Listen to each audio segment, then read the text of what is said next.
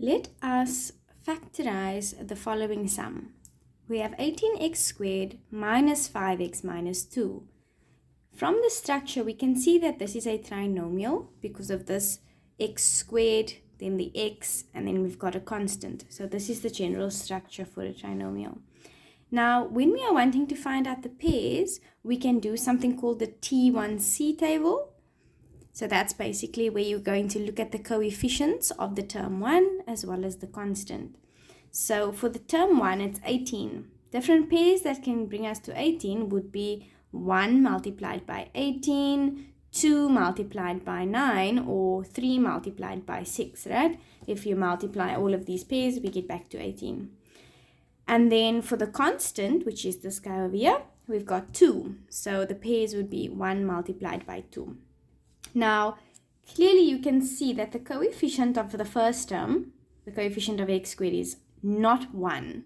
So what that means is one of the conditions that need to be met is the product or the cross multiplication of the pairs need to give us to the summation to the middle term. So we are going to cross multiply these pairs and try to work towards getting negative 5.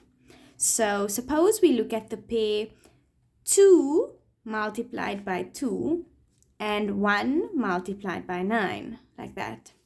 Well, 2 times 2 is 4 and 1 times 9 is 9. Looking at the outcomes of these multiplications, if I was to make the 9 a negative and the 4 a positive, can you see how that gives us negative 5?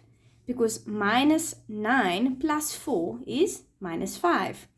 So bringing these signs back into the original things we've got over here.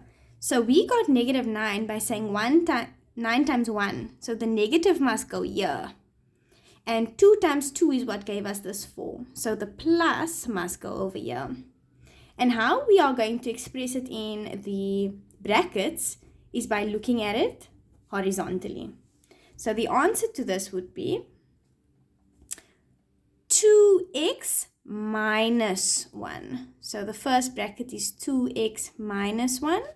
And then the second bracket is 9x plus 2. 9x plus 2. Okay, so just to summarize this, you write out the pairs for the term 1 and the constant in this table. You cross multiply such that their product gives you the summation to the middle term. You bring the signs back and then you're going to read it horizontally. So here we go, 2x minus 1, 9x plus 2. And this over here is the answer to the trinomial.